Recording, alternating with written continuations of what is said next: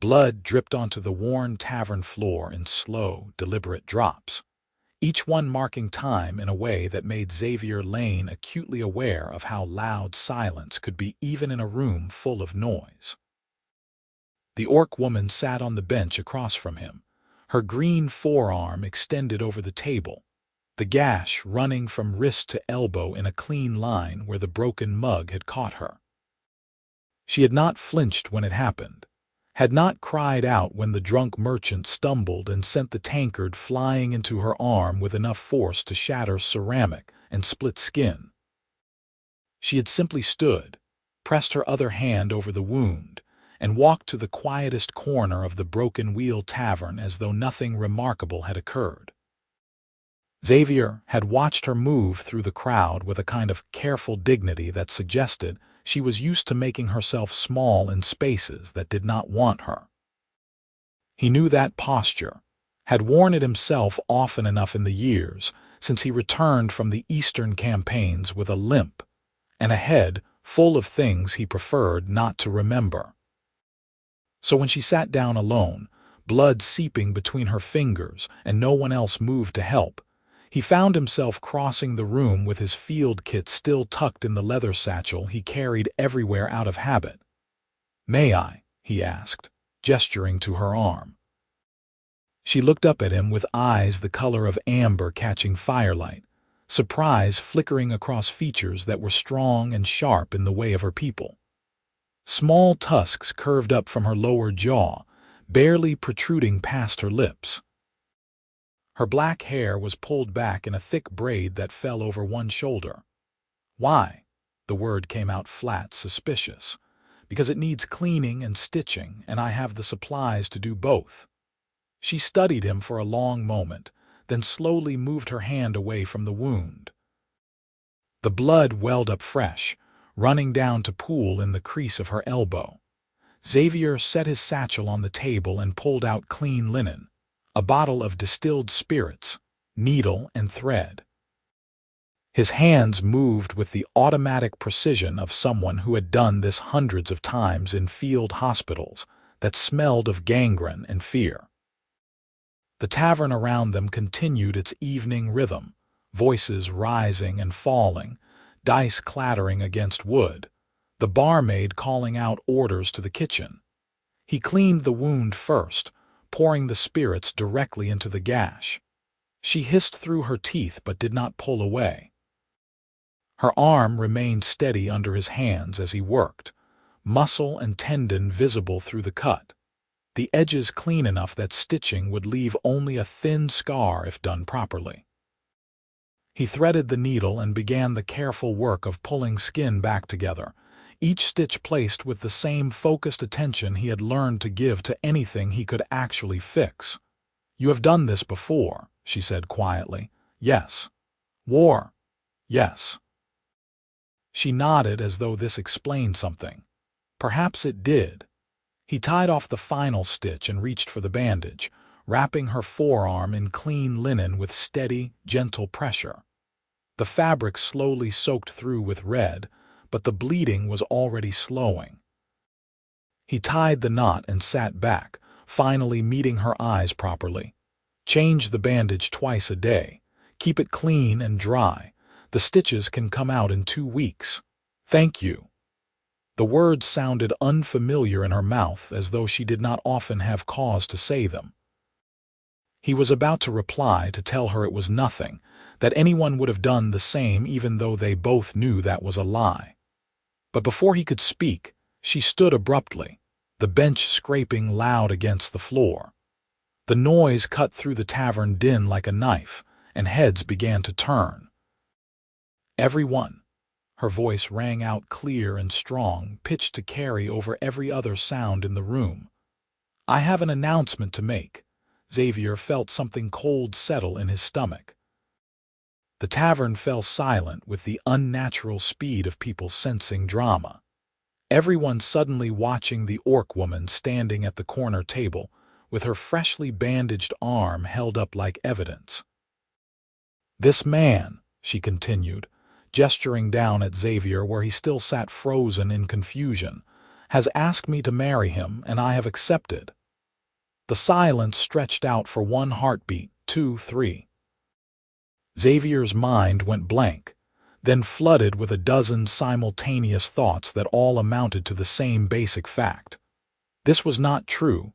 This had not happened. He had said no such thing. His mouth opened to correct the mistake, to explain that she was confused or joking or something, anything that would return the world to making sense. But before he could force words past his throat, he saw movement across the room. A human man, broad-shouldered and dressed in the fine wool and leather of a successful trader, was pushing back from his table with an expression that cycled rapidly from shock to outrage to something darker.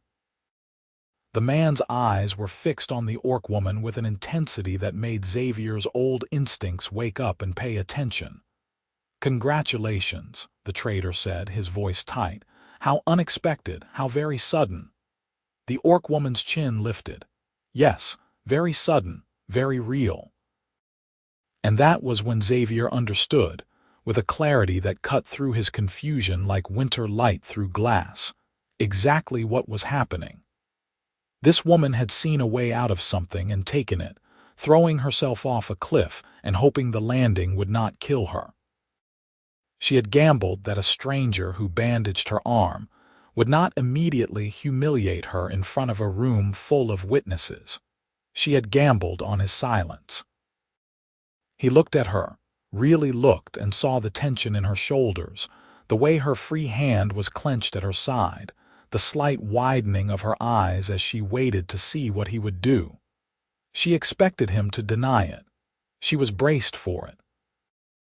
And the trader across the room was watching with the air of a man waiting for a show, for the moment when the lie would crumble, and he could step back in to reclaim whatever ground he felt he had lost.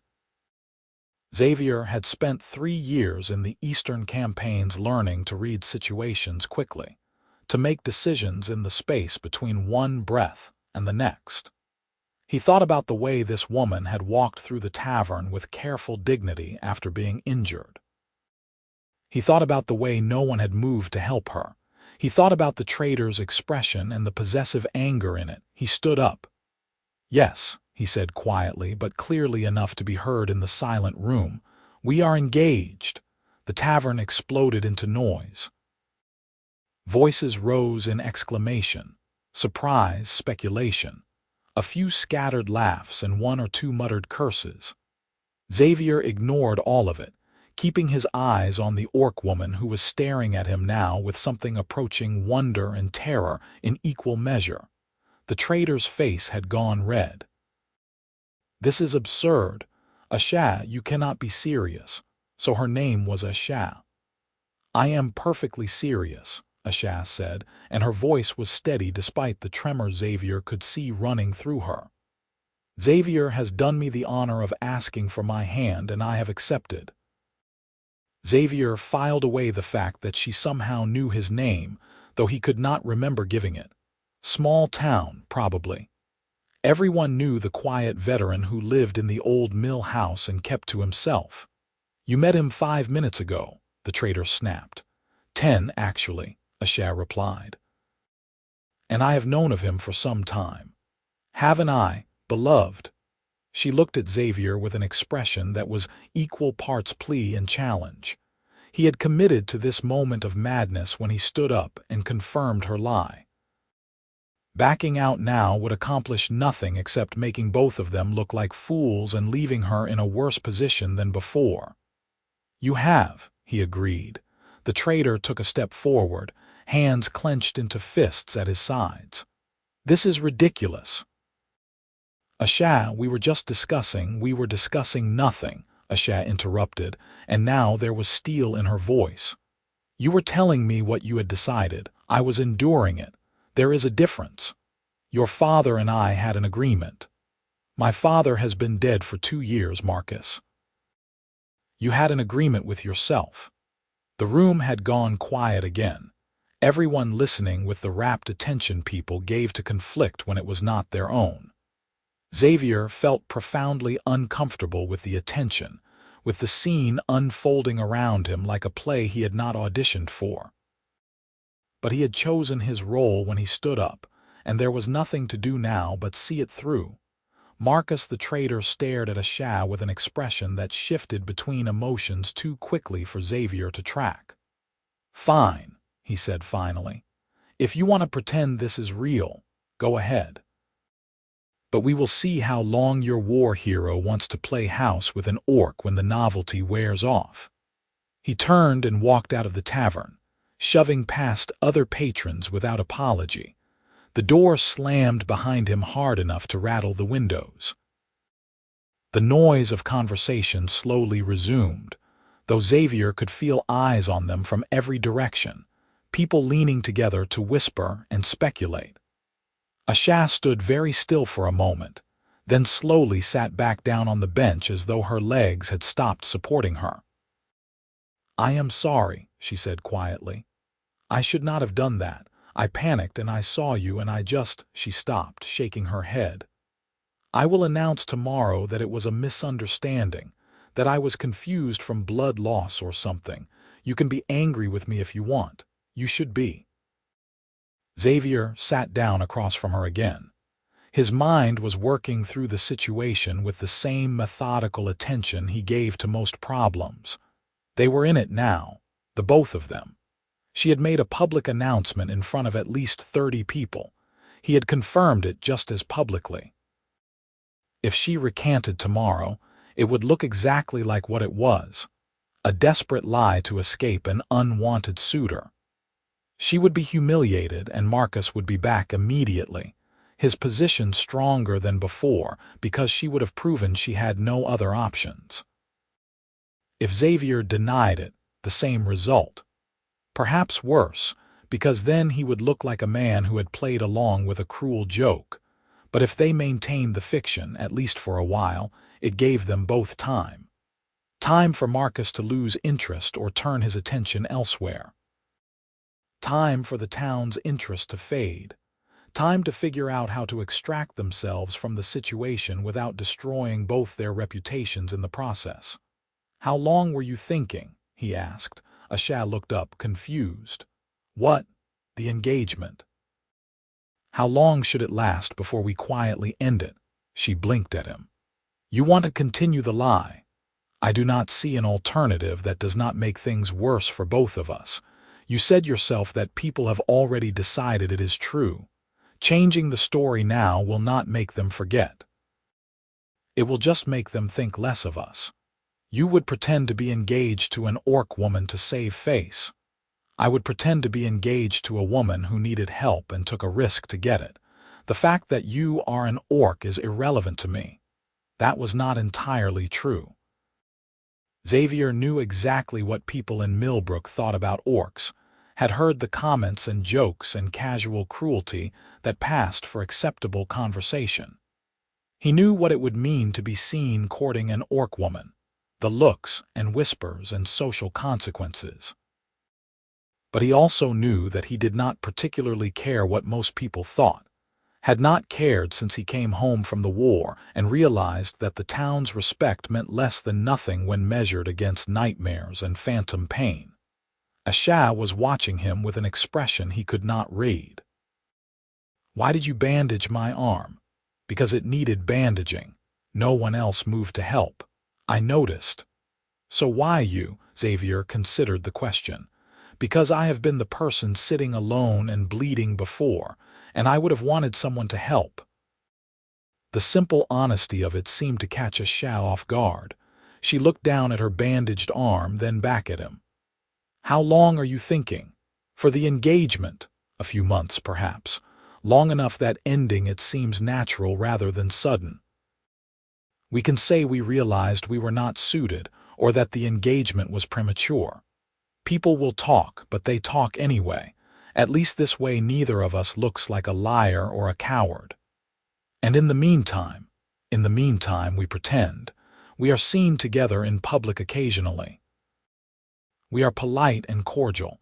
We let people believe what they have already decided to believe." Asha was quiet for a long moment, her fingers tracing the edge of the bandage. "This is insane." Yes, Xavier agreed, but we are already committed. Might as well see it through properly. She laughed, a short, startled sound that seemed to surprise her as much as it surprised him. You are a very strange man, Xavier Lane. So I have been told.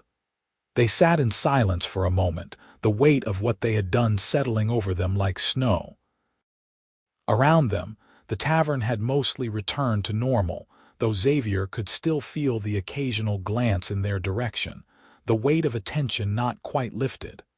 I should go, Asha said finally, before someone decides to come over and offer congratulations.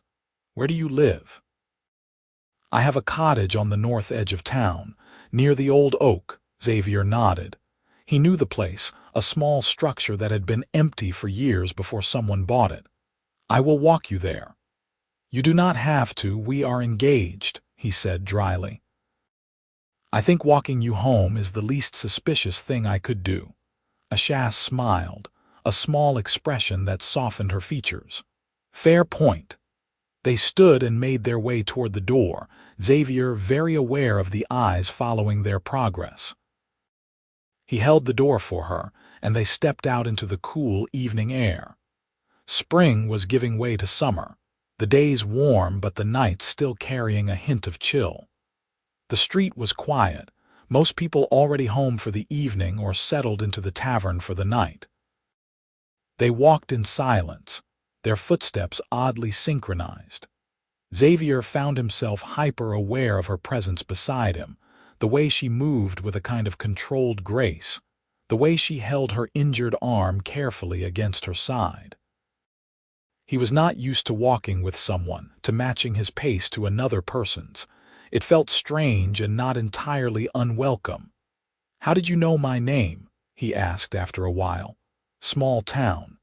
Everyone knows the veteran who lives in the mill house. You buy supplies every week at the general store, always the same day, always the same basic items. You are polite and quiet and never cause trouble. People notice that.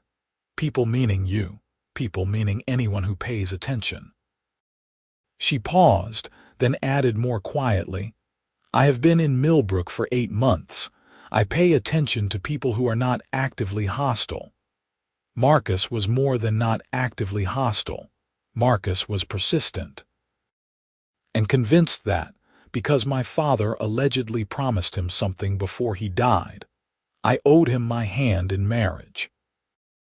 Never mind that I have never seen evidence of any such agreement, or that my father was drunk more often than sober the last year of his life, and would have promised anything to anyone who bought him ale. Xavier processed this. So the engagement was never real, not in any official sense. But Marcus has been telling people it was for months. Tonight he cornered me in the tavern and started talking about wedding dates and how lucky I was that he was willing to overlook my heritage. The bitterness in her voice was sharp enough to cut. When you bandaged my arm, when you were kind for no reason, I thought if I claimed someone else, anyone else, he might finally leave me alone. And you chose me because I was convenient. I chose you because you helped me when no one else would. She stopped walking and turned to face him, her amber eyes catching the moonlight. That matters. It says something about who you are. Xavier was not sure what to say to that, so he said nothing. They were standing in front of a small cottage with a thatched roof and a garden that showed signs of careful tending. Herbs and vegetables grew in neat rows, and there was a chicken coop off to one side that rustled with settling birds. This is me, Asha said unnecessarily. I will come by in a few days to check on your arm. You do not have to. I do if we are pretending to be engaged. People will expect me to be attentive. Asha nodded slowly. Then I suppose I will see you in a few days. Yes. They stood there for another moment, the awkwardness of the situation settling between them like a third presence. Then Asha reached out with her uninjured hand and very briefly touched his arm. Thank you, she said, for not calling me a liar in front of everyone. You were a liar in front of everyone, Xavier pointed out. Yes, but you were kind about it. She turned and walked to her door, letting herself in without looking back. Xavier stood in the street for a moment longer, wondering what exactly he had gotten himself into, then turned and made his way back through the quiet town toward his own house by the old mill. The next few days passed with an odd sort of tension, as though the whole town was holding its breath waiting to see what would happen next. Xavier went about his normal routine, buying supplies at the general store, working on the repairs his house perpetually needed, tending the small vegetable garden he had planted more out of necessity than interest.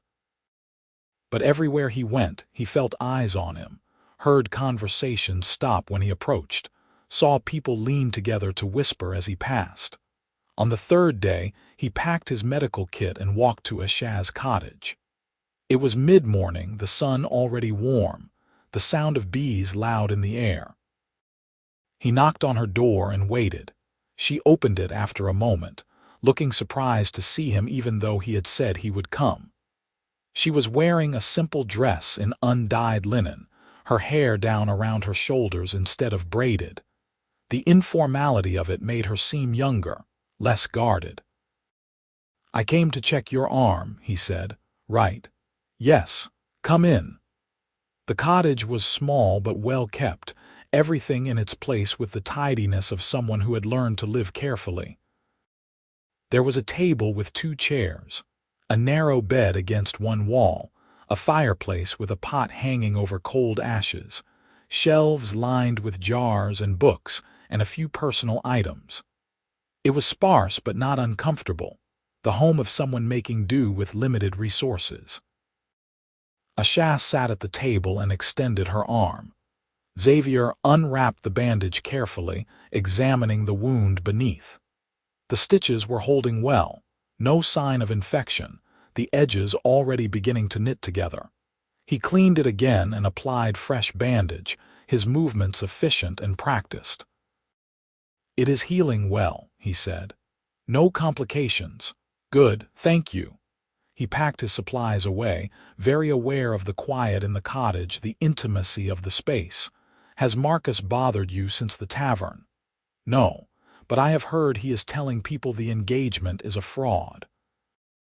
That we barely know each other and I made it up to embarrass him. Do people believe him? Some do, some do not.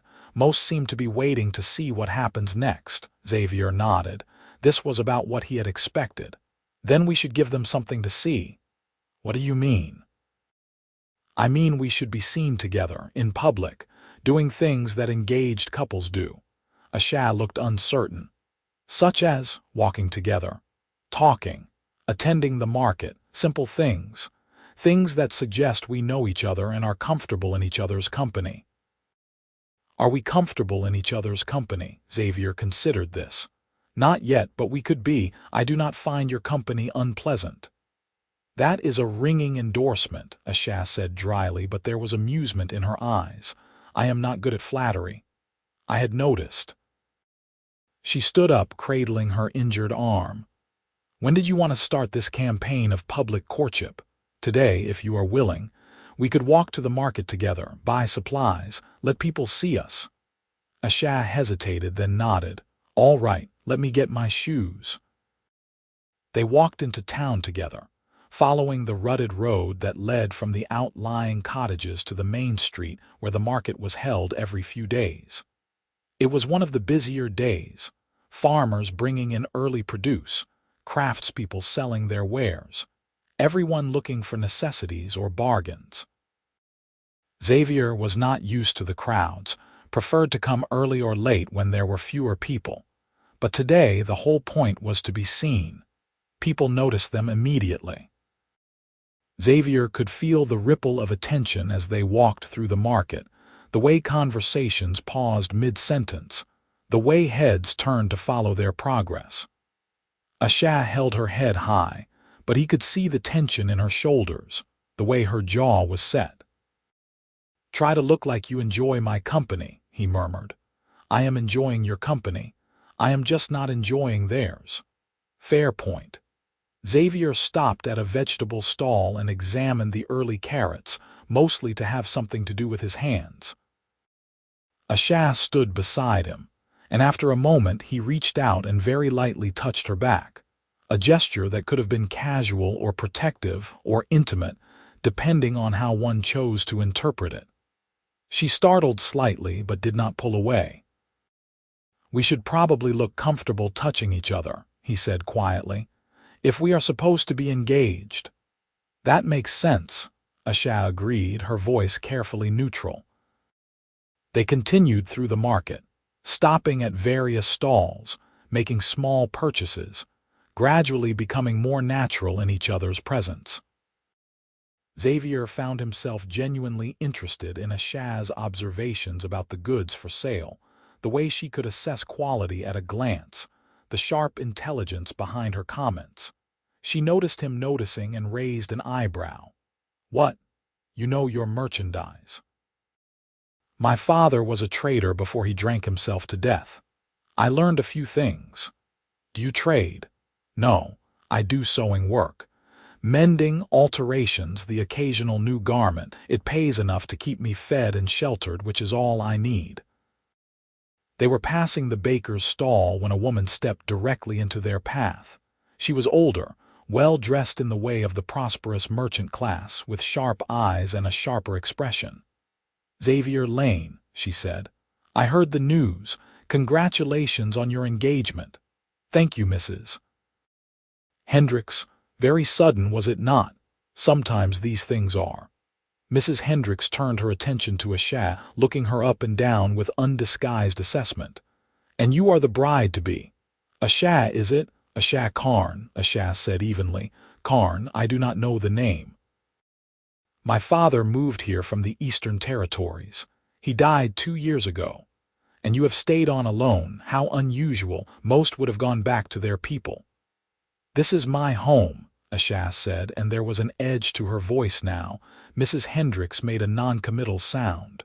"Well, I suppose love is blind, as they say. Best wishes to you both."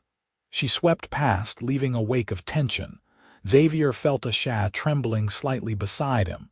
"That woman is poisonous," Asha muttered. "Yes," Xavier agreed, "but she is also the biggest gossip in Millbrook. Which means by this evening, everyone will have heard that we were at the market together, comfortable and domestic, and she will have accidentally convinced half the town that we are actually engaged simply by trying to suggest we are not." Asha looked at him with surprise. "You planned that?" "No, but I am not unhappy it happened." They continued through the market, the encounter with Mrs. Hendricks seeming to break some invisible barrier.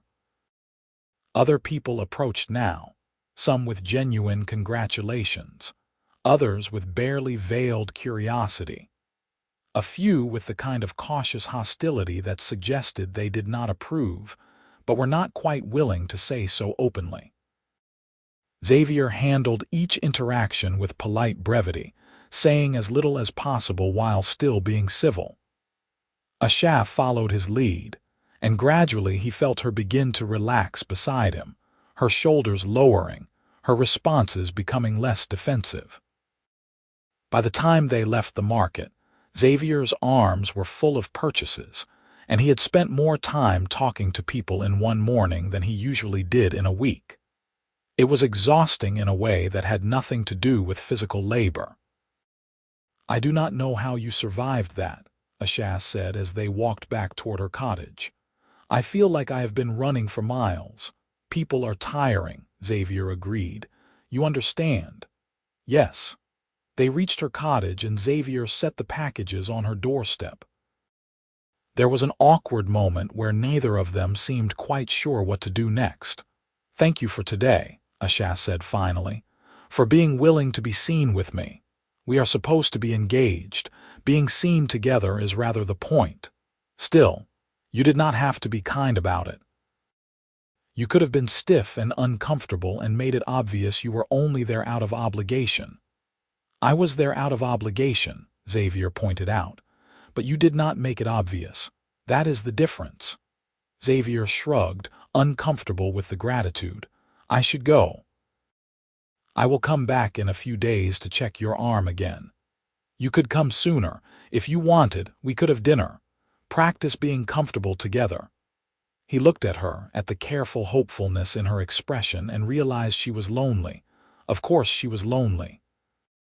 She had been in Millbrook for 8 months, living alone, doing work that kept her in her cottage most of the time, facing casual cruelty every time she ventured into public spaces.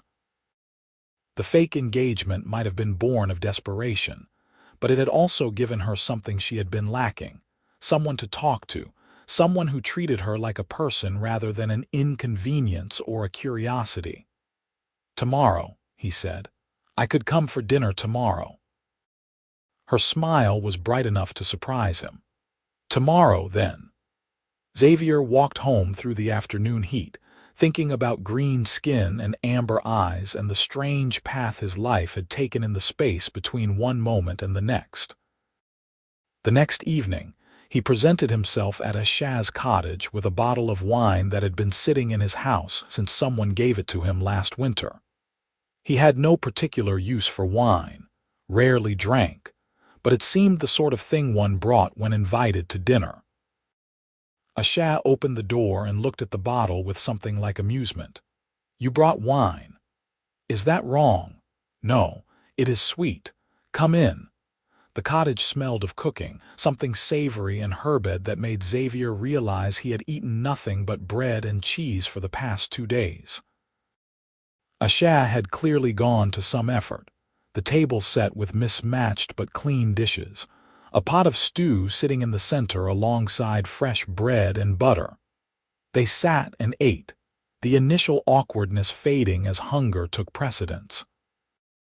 The stew was good, rich with vegetables and some kind of meat he did not quite recognize but tasted fine. Asha had opened the wine and poured them each a cup, though neither of them drank much. This is nice, Asha said after a while. Normal. I had forgotten what normal felt like. Has it been that bad? She was quiet for a moment, considering. Not bad exactly, just lonely. People here tolerate me because I keep to myself and do good work, but they do not accept me. I exist in this strange space where I am not quite a problem but never quite welcome. I had thought it would get better with time, but 8 months in and I still feel like a stranger. Xavier understood that feeling more than he wanted to admit. I have lived here my whole life and still feel like a stranger most days. But you are human. You belong here by default. Belonging is more than blood. I came back from the war and nothing fit anymore. The town was the same, but I was different, and the space I used to occupy did not exist anymore. So I made a new space on the edges where I could be alone without being bothered. Is that what you want, to be alone? I thought it was. Now I am not sure. The honesty of it surprised him as much as it seemed to surprise her. Asha set down her spoon and looked at him across the table, really looked, as though trying to read something written in his face. Can I ask you something? Yes. Why did you really confirm my lie? In the tavern. You could have denied it, let me face the consequences. It would have been easier for you. Xavier had been expecting this question, had known it would come eventually. He took a sip of wine to buy himself time to think, then set the cup down carefully. Because I saw Marcus's face, and I saw yours.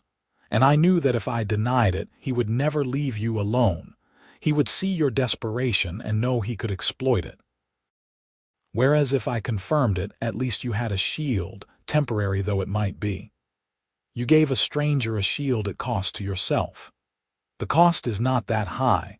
People stare, people talk, but they were already staring and talking about me just for different reasons. At least this way someone benefits from the gossip. You are kind, Asha said quietly. I do not think you realize how kind you are.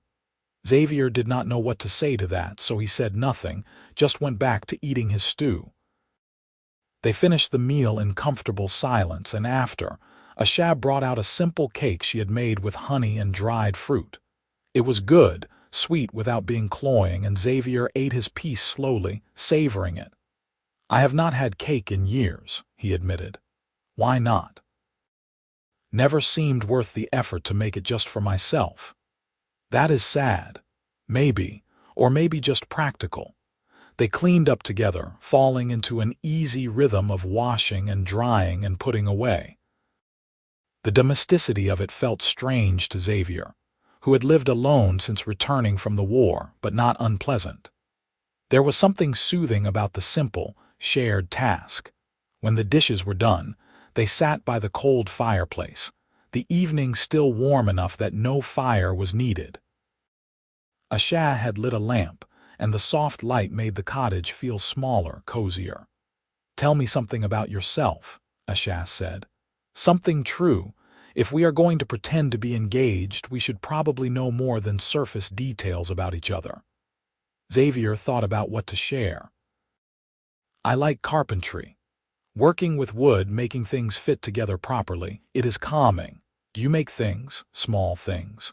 "Repairs, mostly. I fixed all the windows in my house, built new shutters, replaced half the floorboards. It gives me something to do with my hands." "And your mind?" "My mind is usually the problem, not the solution." Asha nodded as though she understood. "War?" "Yes. Do you want to talk about it?" "No, all right." She did not press, which Xavier appreciated. Instead she said, "I like sewing for similar reasons, I think. It is meditative. The repetitive motion, the way everything has to be precise or it falls apart. There is comfort in that kind of control." "Do you make things for yourself?" "Sometimes. This dress." She gestured down at herself. "I made this last month. And I am working on a quilt, though it is slow going because I can only afford scraps." "It is a good dress," Xavier offered, feeling awkward and inadequate at compliments. "Thank you. It is practical, which is all I really need." They talked for a while longer, trading small details, learning the shapes of each other's lives. Xavier found himself relaxing in a way he rarely did around other people, Asha's presence somehow less demanding than most. She did not need him to perform or pretend, seemed content with silence when the conversation lulled, did not fill every gap with nervous chatter. When he finally left, the moon was high and the streets were empty. He walked home through the darkness, thinking about honey cake and green hands washing dishes, and the strange intimacy of sharing a meal with someone who did not expect him to be anything other than what he was. The days began to develop a pattern. Xavier would visit Asha's cottage every few days, sometimes to check her healing arm, sometimes just to talk or share a meal. They would take walks together, be seen in public, gradually build the fiction of their relationship into something that felt almost real. Asha's stitches came out after 2 weeks, the scar beneath thin and clean, barely noticeable unless one was looking for it. Marcus had not given up, but his approach had changed. Instead of direct confrontation, he had begun spreading rumors, questioning the legitimacy of the engagement, suggesting that Asha had coerced or tricked Xavier into going along with her scheme. Xavier heard the whispers everywhere, saw the doubt in people's eyes when they looked at him and Asha together. "He is trying to make us look like fools," Asha said one evening as they walked along the river that ran past Millbrook. "If he can convince enough people we are lying, the whole thing collapses and he can claim I am still free for him to pursue.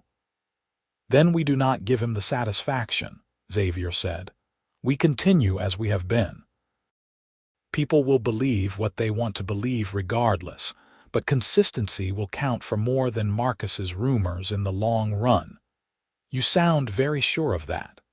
"I am not sure of anything, but I know that giving up now would be worse than continuing." Asha stopped walking and turned to face him.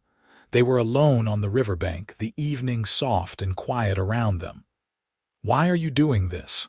Really?" You could have walked away a dozen times by now. You could have told me to handle my own problems, but you keep showing up, keep playing this role. Why? Xavier looked at her, at the genuine confusion in her amber eyes, and realized he did not have a simple answer. It had started as practicality, as the least bad option in a situation neither of them had chosen.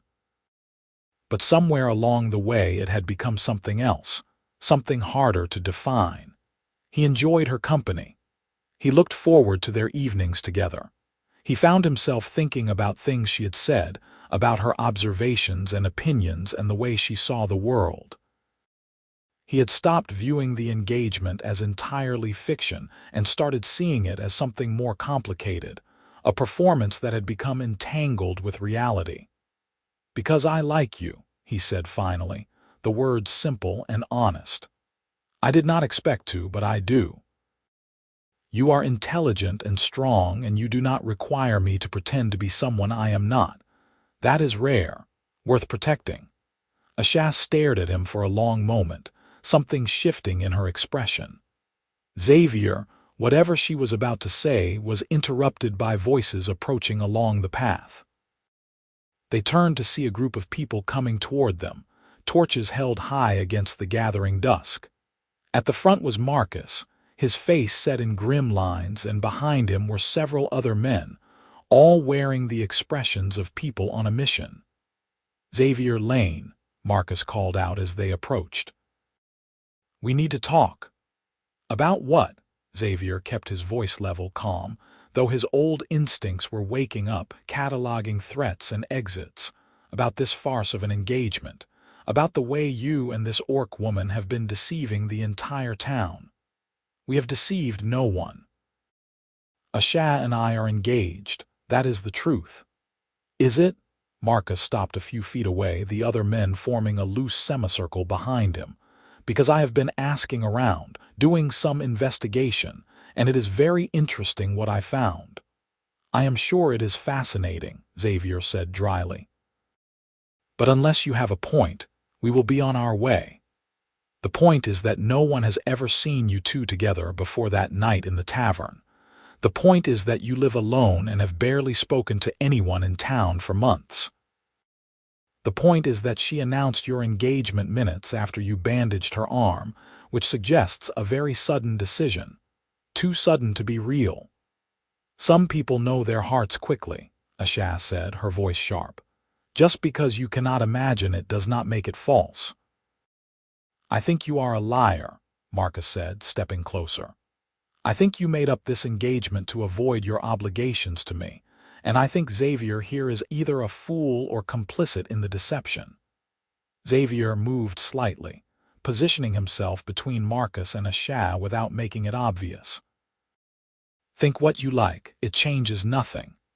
It changes everything, because I am calling you out, both of you, tomorrow at the town hall. We will have a public inquiry. You will prove your engagement is real, or you will admit it is a fraud.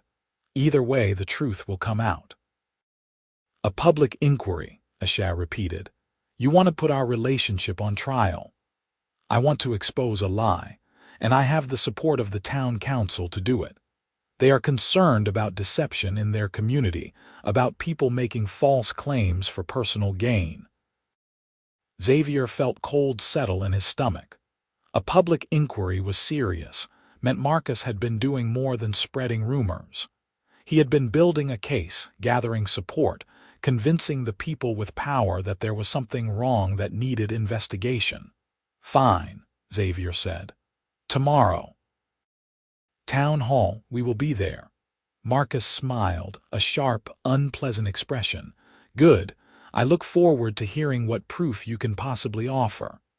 He turned and walked away, his supporters following.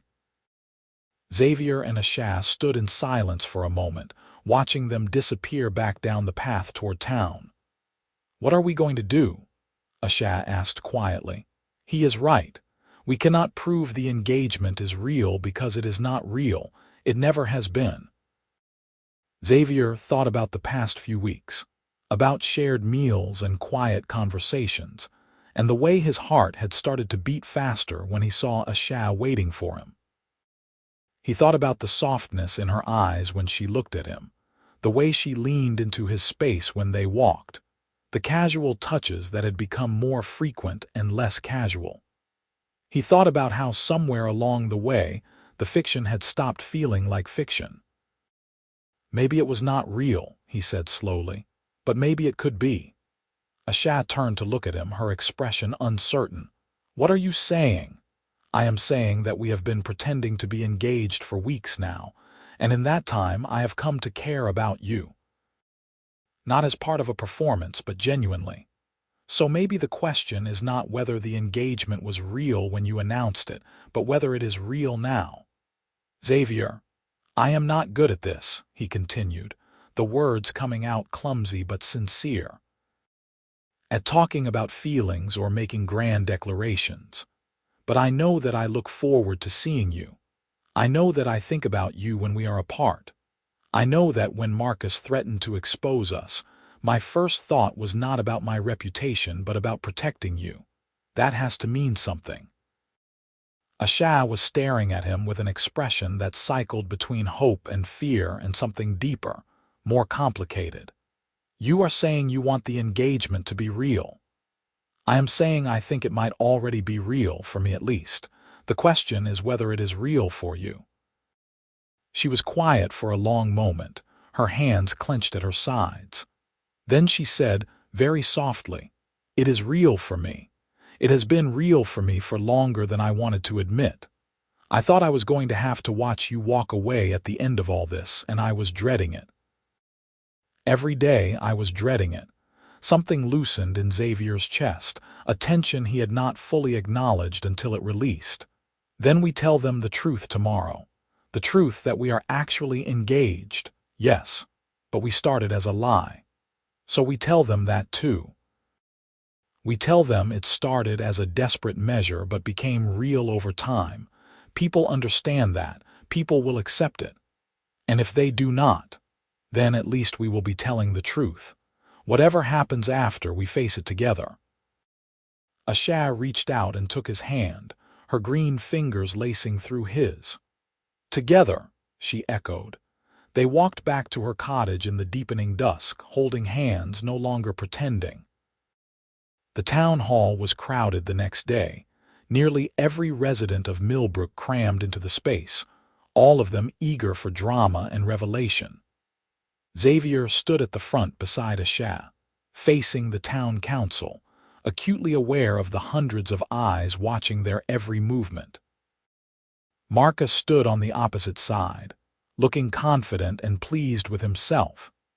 He had dressed for the occasion in his finest clothes, clearly intending to present himself as the wronged party, the voice of truth and justice. The head of the council, a weathered farmer named Robert Thorne, called the inquiry to order. "We are here to address concerns raised by Marcus Venn regarding the legitimacy of the engagement between Xavier Lane and Asha Karn. Marcus has suggested this engagement is a fabrication. Xavier and Asha claim it is real. We will hear testimony from both sides and make a determination." Marcus stepped forward first, launching into a prepared speech about deception and manipulation and the sanctity of agreements. He painted Asha as a conniving woman who had trapped Xavier in a public lie to escape her obligations. He painted Xavier as either a fool or a co-conspirator. He brought up the suddenness of the announcement, the lack of prior interaction, every detail that suggested the engagement had been manufactured. Xavier listened with half his attention. The rest focused on staying calm, on not reacting visibly.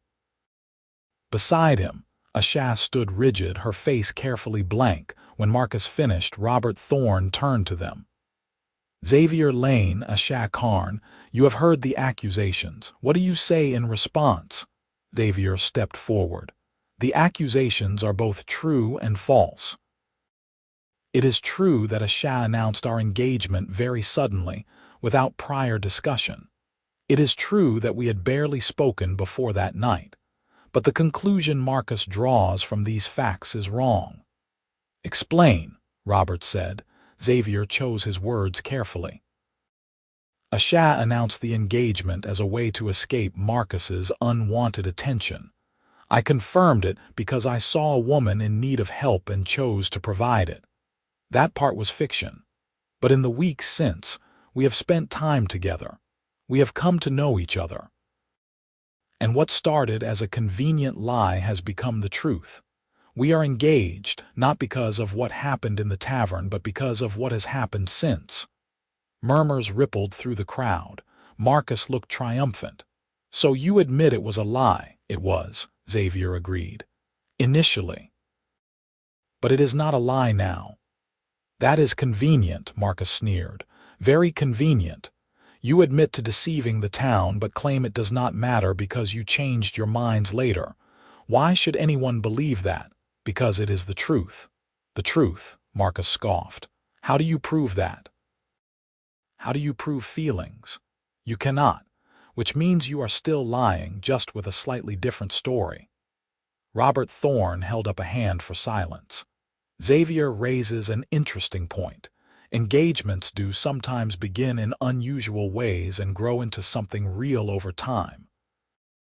The question is whether we have any reason to believe this particular case is genuine. "They barely know each other," Marcus protested. "They have been courting for a few weeks at most. That is not enough time to build a real relationship." "Some people know their hearts quickly," Asha said, speaking for the first time. Her voice was steady, clear. "And some relationships grow from strange beginnings. Yes, I announced our engagement without Xavier's knowledge. Yes, it was desperate and poorly thought out. But Xavier could have denied it immediately and chose not to. He could have walked away at any point in the past few weeks and chose not to. He keeps choosing to stay, and I keep choosing to welcome him. That is what an engagement is. Two people choosing each other, over and over. We have been doing that. The circumstances of the beginning do not change the reality of what has grown since." "Pretty words," Marcus said. "But words are cheap. Prove it. Prove you are actually engaged and not just maintaining a convenient fiction." Xavier felt Asha tense beside him. They had discussed this on the walk over, what they would say, how they would handle challenges. But they had not anticipated Marcus demanding proof, had not thought through what that proof might look like. "What kind of proof would satisfy you?" Xavier asked. Marcus smiled. "Marry her, right now. If you are truly engaged, if you truly love her as you claim, then there is no reason to wait. Marry her today in front of all these witnesses. That would prove it beyond any doubt." The crowd erupted in noise, people shouting agreement or disagreement, everyone suddenly having an opinion. Xavier felt the ground shift under him. This was not part of the plan. This was Marcus backing them into a corner, forcing a decision that would either expose them or trap them permanently. "You cannot demand they marry immediately," Robert Thorne said, but he sounded uncertain. "That is not how these things work." "Why not?" Marcus challenged. "If the engagement is real, if they truly intend to marry eventually, why not now? Unless, of course, they are lying and have no intention of actually going through with it." Xavier looked at Asha. She was staring at him with wide eyes, and he could see the question in them, the panic and the hope tangled together. This was the moment, the choice that would define everything that came after. He could say no. He could argue that Marcus's demand was unreasonable, that marriages required planning and preparation, that they needed time. And he would be right. But he would also be giving Marcus exactly what he wanted. Proof that the engagement was not real, that they were not committed, that it was all still a convenient performance they could walk away from when it suited them. Or he could say yes. He could marry Asha right here, right now, in front of the entire town. It would be rushed and public and nothing like he had ever imagined a wedding might be. But it would be real. It would be a choice, clear and undeniable. It would be the two of them standing together and saying that what they had was worth fighting for, worth committing to, even under these circumstances. Xavier took Asha's hand. "All right." The crowd went silent. Marcus stared at him in shock. "All right," Asha whispered. "All right," Xavier repeated, louder this time. "We will marry. Right now. If that is what it takes to prove to Marcus and everyone else that this is real, then we will do it." Robert Thorne looked flustered. "But there are procedures, documents that need to be filed. We can file documents later," Xavier interrupted. "But the marriage itself, that can happen now, cannot it? You have the authority to perform the ceremony as head of the council." Robert hesitated, clearly uncomfortable with the turn of events. "I suppose, but then do it," Xavier said. "Marry us." Asha was gripping his hand tightly enough that it hurt. "Xavier, are you sure? You do not have to do this." "We could find another way. There is no other way that does not end with Marcus winning and you being hurt, and I am not going to let that happen." He turned to face her fully, blocking out the crowd, the council, Marcus, everything except her face. "I want to marry you. Not because Marcus is forcing the issue, but because I choose you. I have been choosing you every day for weeks. This just makes it official." Tears were gathering in her amber eyes. "This is insane." "Yes, but we have been insane since the moment you announced our engagement in a tavern." "Might as well commit to it." She laughed, a watery, desperate sound, and nodded. "All right. Yes, let us get married." Robert Thorne looked around helplessly, clearly wishing to be anywhere else. But the crowd was watching, waiting, and there was no graceful way to back out. He sighed and stepped forward. "Very well." Xavier Lane, Asha Karn joined hands. They were already holding hands. Xavier adjusted his grip so their fingers were properly laced together, his thumb stroking over her knuckles in what he hoped was a reassuring gesture. Robert cleared his throat and began the traditional words, speaking quickly as though hoping to get through the ceremony before anyone could object. The words were old, familiar from countless weddings Xavier had attended over the years, but hearing them now, directed at him, made them feel new and strange and heavy with meaning. "Xavier Lane, do you take Asha Karn to be your lawfully wedded wife, to have and to hold from this day forward, for better or worse, for richer or poorer, in sickness and in health, until death do you part?" "I do." His voice was steady, clear. "Asha Karn, do you take Xavier Lane to be your lawfully wedded husband, to have and to hold from this day forward, for better or worse, for richer or poorer, in sickness and in health, until death do you part?" "I do." Her voice was softer than his, but no less certain. "By the authority vested in me by the Council of Millbrook, I pronounce you husband and wife." Robert looked relieved to have gotten through it. "You may, seal the union." Xavier had not thought about kissing Asha until that moment.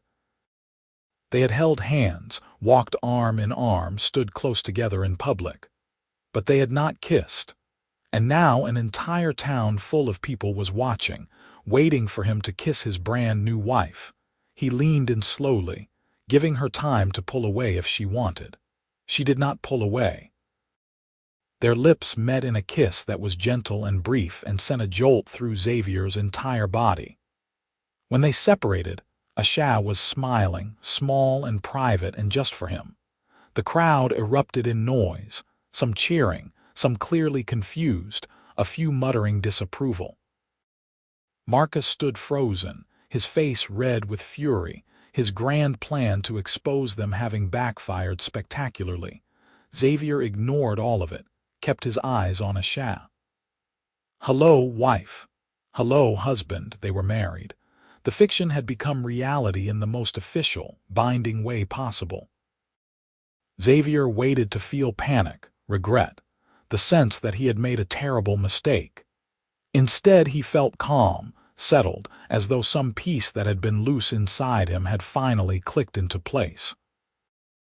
Robert Thorne was ushering them toward a side room where the paperwork could be handled, the crowd slowly dispersing now that the drama was over.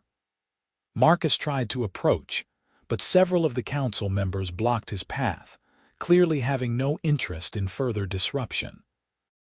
The paperwork was tedious, signatures and dates and official stamps. Xavier's hand was steady as he signed his name, making the marriage legal not just in custom but in law. Asha signed beside him, her letters careful and precise. When it was done, when they were officially, legally married, they walked out of the town hall into the afternoon sun. People were still milling about, talking in clusters, casting glances their way. Xavier felt the weight of attention but found it mattered less than it had before. What now? Asha asked.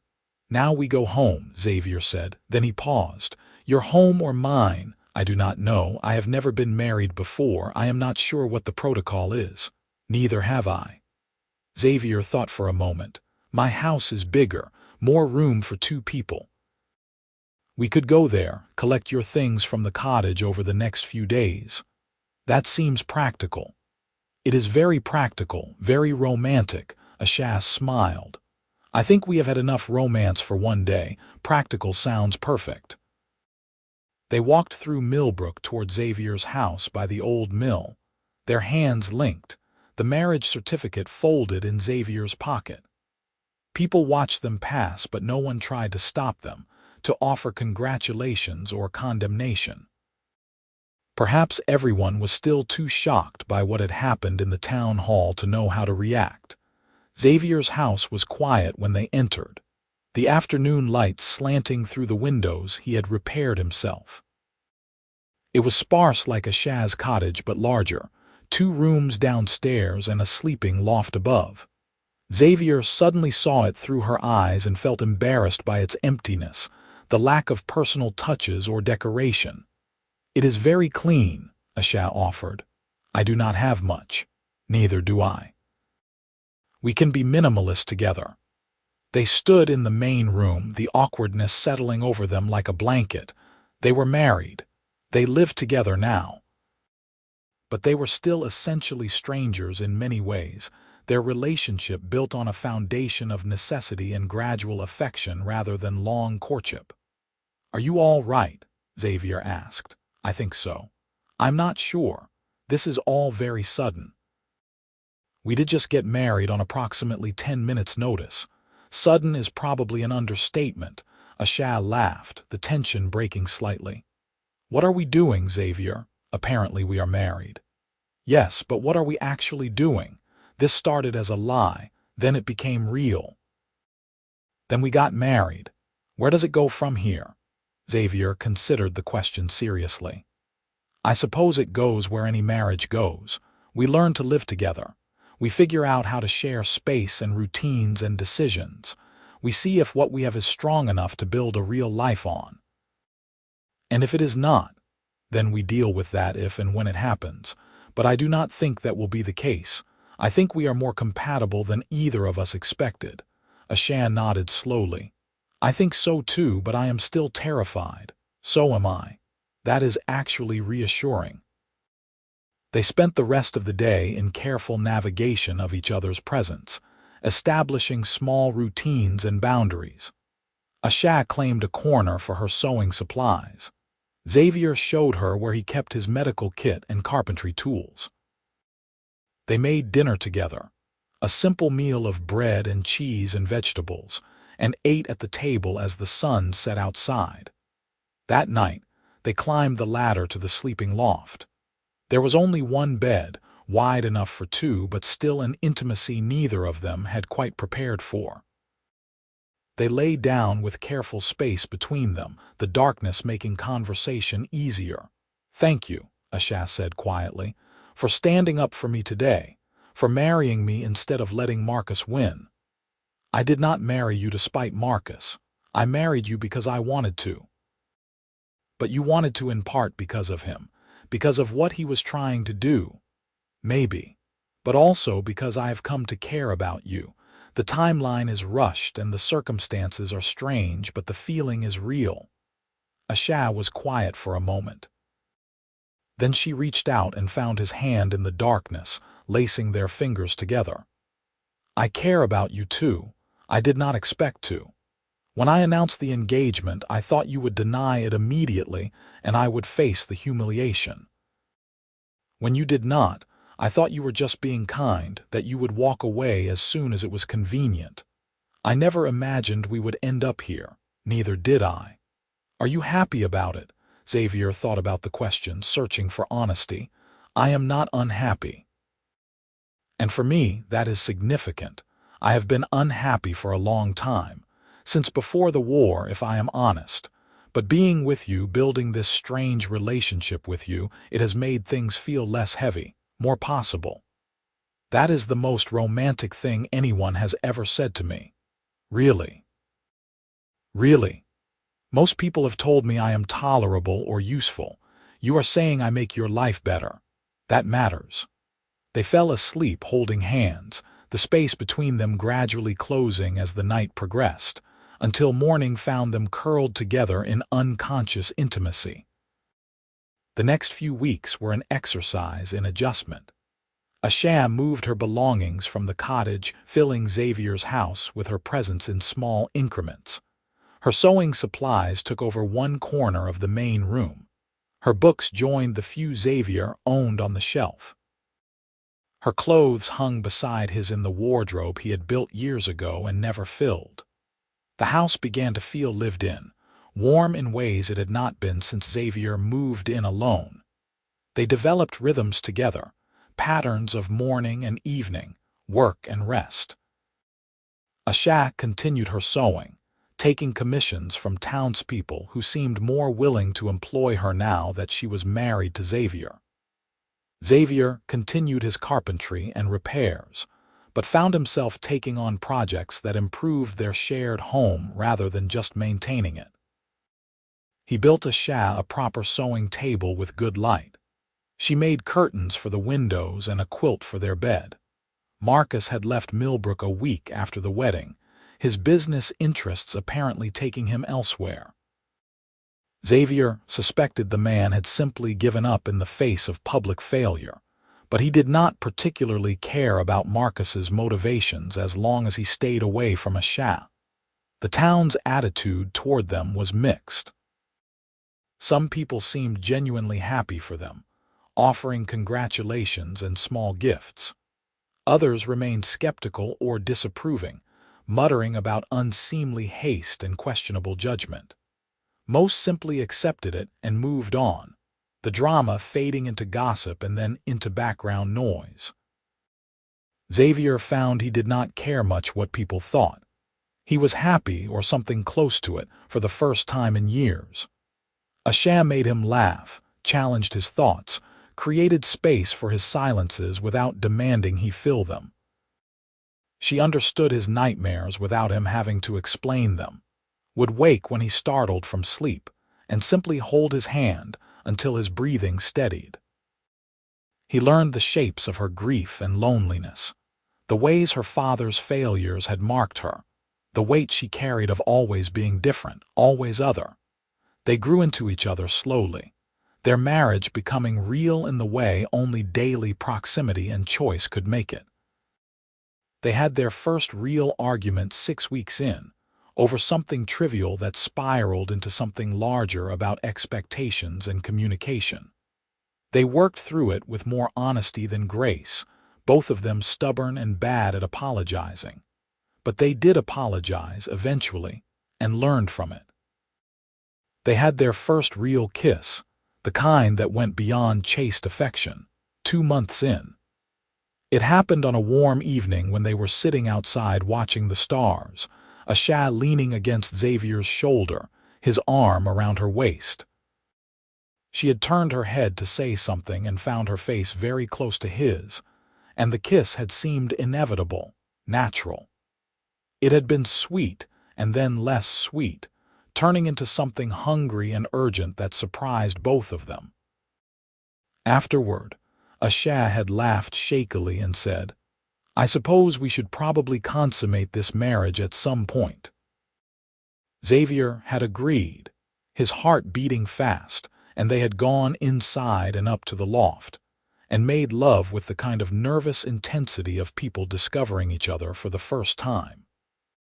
It had been good, better than good, and in the weeks that followed it became a regular expression of their growing intimacy, their bodies learning each other the way their minds and hearts already were. Summer turned to autumn, the days shortening, the harvests coming in.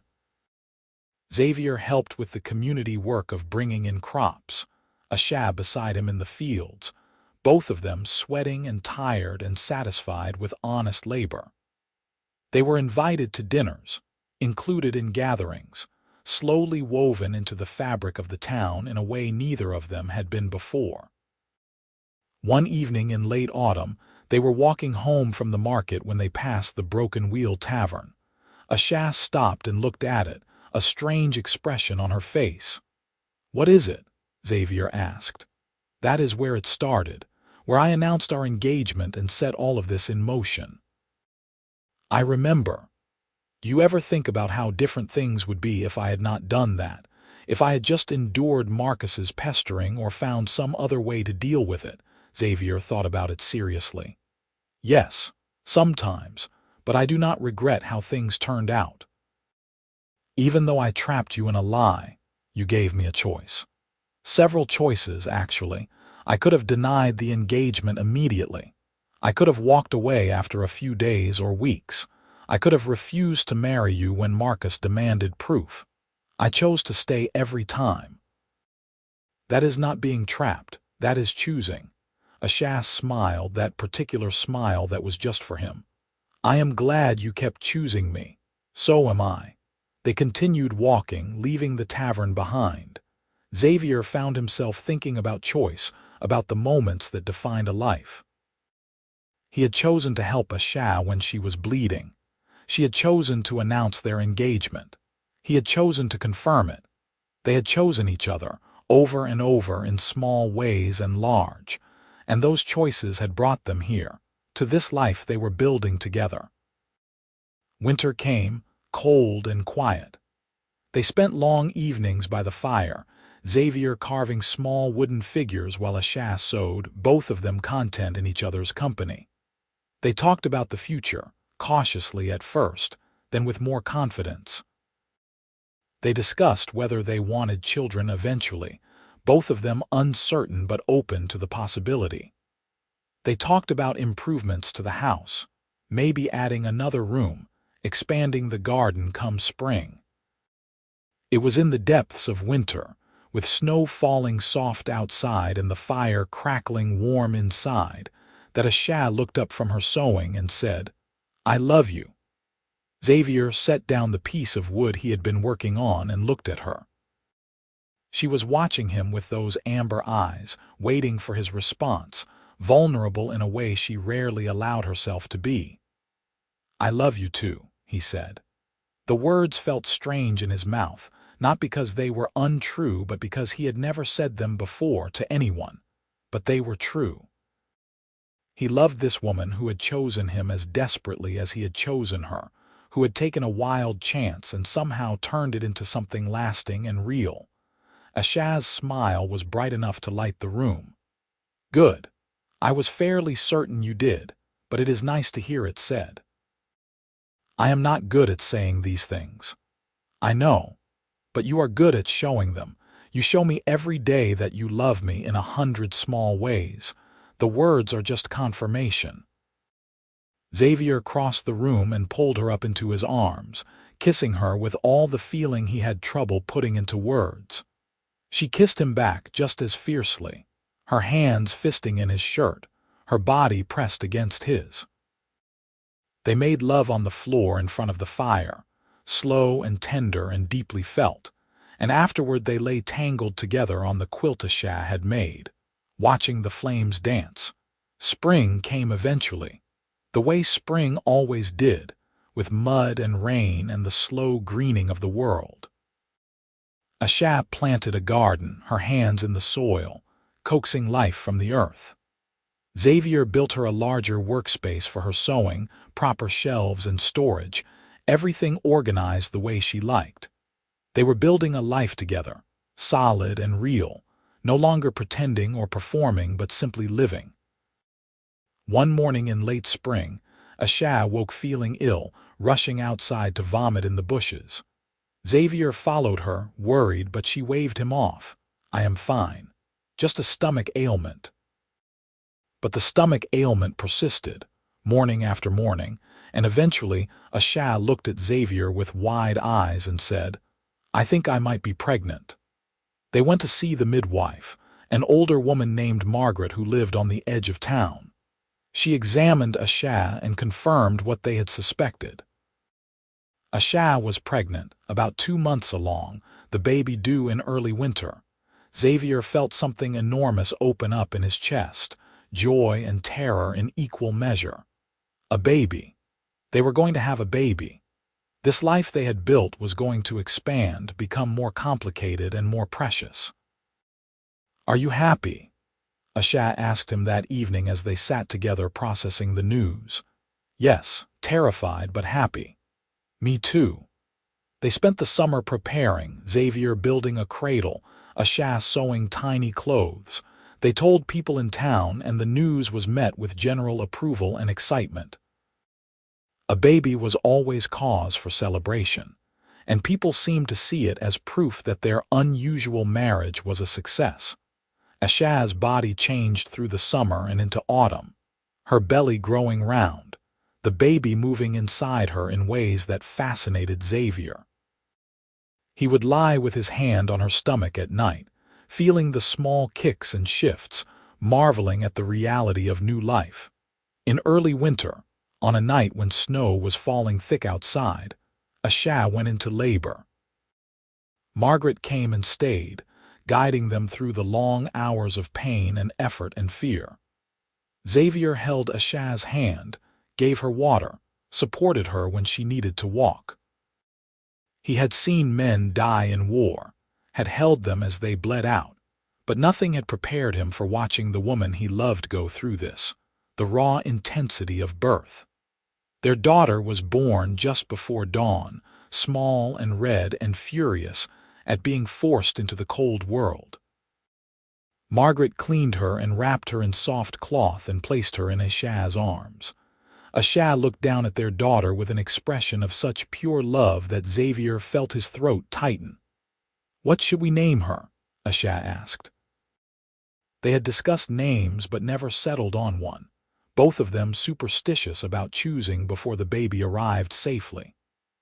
Xavier looked at his daughter, at her tiny green face and the small stubs that would become tusks, at her perfect fingers and the black hair already thick on her head. "Vera," he said. "Her name is Vera." Asha repeated the name softly, testing it. "Vera Lane." "Yes, that is perfect." Vera grew through the winter, a healthy baby who demanded attention and gave love freely in return. Xavier discovered reserves of patience and tenderness he had not known he possessed, rocking Vera through fussy nights, singing her wordless songs, marveling at every small development. Asha was a natural mother, calm and confident even when Xavier was uncertain. They were exhausted and overwhelmed and happier than either of them had imagined possible. One evening when Vera was 6 months old, sleeping peacefully in her cradle while Xavier and Asha sat together by the fire, Asha said, "Do you remember that night in the tavern? When I announced our engagement, of course.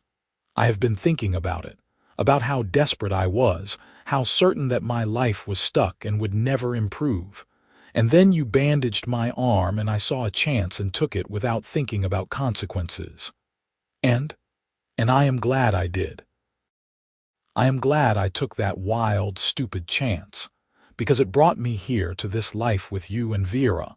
I would not change any of it." Xavier pulled her closer, kissing the top of her head. "Neither would I. You announcing our engagement was the best thing that ever happened to me. Even though it was a lie that became the truth. That is different." They sat in comfortable silence, watching their daughter sleep, the fire casting warm light over the room. Outside, spring was coming again, the world turning through its cycles. But here, in this house they had made home together, Xavier felt utterly content. He thought about the man he had been a year ago, lonely and adrift, going through the motions of life without really living. He thought about the scared orc woman in the tavern, bleeding and desperate and brave enough to take a chance. He thought about all the choices they had made, all the moments they could have walked away and did not. "I love you," he said quietly. "I love you too," Asha replied.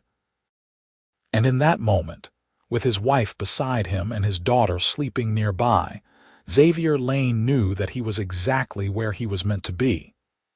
The engagement that had started as a lie had given him a family, a purpose, a future worth building.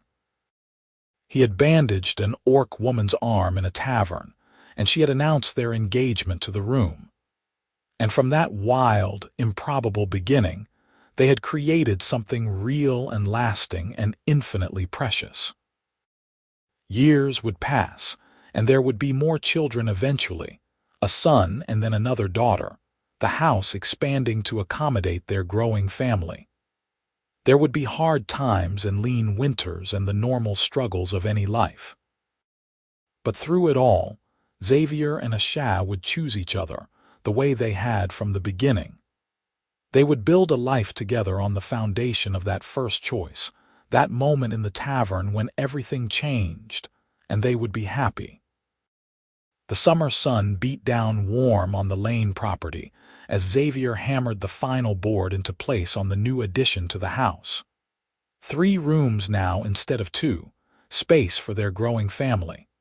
Vera, nearly 2 years old, played in the grass nearby, making elaborate worlds out of sticks and stones. Inside, Asha was working on a commission, her sewing business having expanded enough that she had to turn away work sometimes. Xavier stepped back to admire his work, satisfied with the clean lines and solid construction. He had learned a lot about building in the past few years, each project teaching him something new.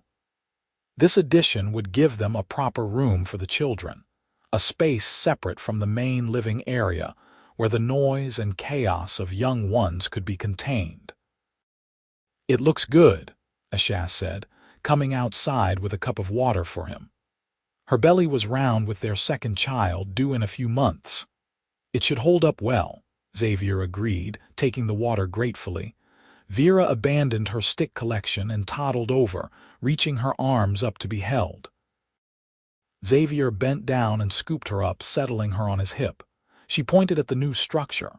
"Big," she announced. "Yes, very big. That is where you and your brother or sister will sleep." "Baby," Vera said, patting Asha's stomach with her small hand.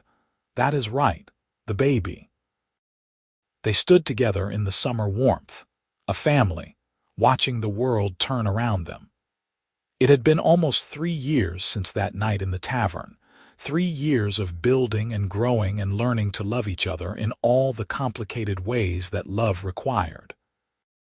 Xavier thought sometimes about Marcus, wondered where he had gone, whether he had found whatever it was he thought he needed.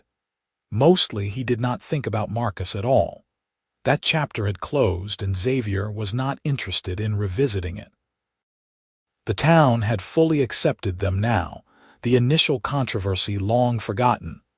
People saw them as they were, a married couple, parents, neighbors, contributing members of the community.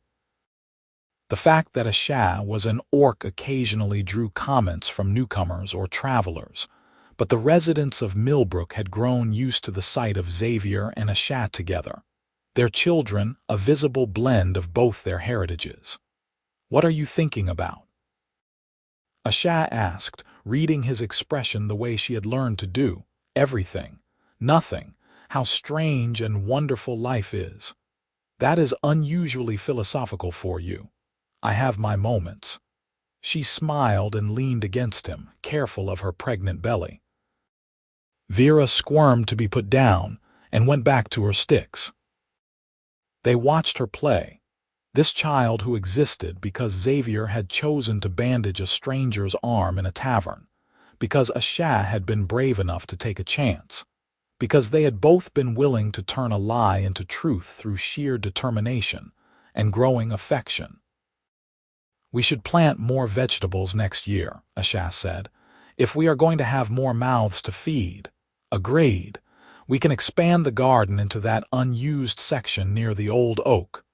And we will need more chickens." "More chickens," Xavier agreed. They talked about practical things, the everyday details of running a household and raising children. But underneath, the practical discussion was the foundation of what they had built together: trust, affection, partnership. They were a team now in the truest sense, working together toward shared goals, supporting each other through difficulties, celebrating successes together. That evening, after Vera was asleep in her cradle and the house was quiet, Xavier and Asha sat outside watching the stars emerge. The summer air was soft, carrying the scent of growing things. "Are you happy?" Xavier asked. It was a question he had asked before and would ask again, needing the reassurance that this life they had built was good for both of them. "Yes," Asha said without hesitation. "I am happy. Are you?" "Yes, more than I ever thought I would be." "Good. That is good." They sat in comfortable silence, the kind that only comes from knowing someone deeply, from sharing a life and a bed and 1,000 small moments. Xavier reached over and took Asha's hand, the gesture as natural as breathing now. He thought about the man he had been before Asha, solitary and haunted, going through the motions of existence without really engaging with life.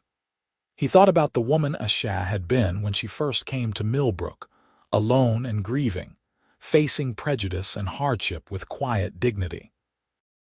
They had both been incomplete in their different ways, and somehow they had found each other and become something whole.